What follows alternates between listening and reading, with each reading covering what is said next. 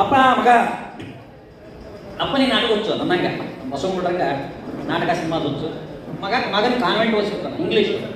ಅವನಿಗೆ ಯಾವ ಭಾಷೆ ಬರೋದಿಲ್ಲ ಏನಿಲ್ಲ.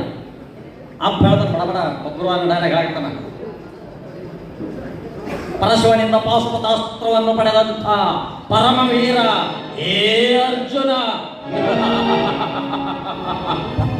ಕಟ್ಟಿದ ಕುದುರೆಯನ್ನು ಬೆಚ್ಚದೆ ಹೇಳಿಯಂತವನ್ನು ಶರಣಾರ್ಥಿಯಾಗಿ ಬಂದಿರುವುದನ್ನು ನೋಡಿದರೆ ನೀನು ಜಾರಣಿಯ ಮಗನೇ ಇರಬೇಕು.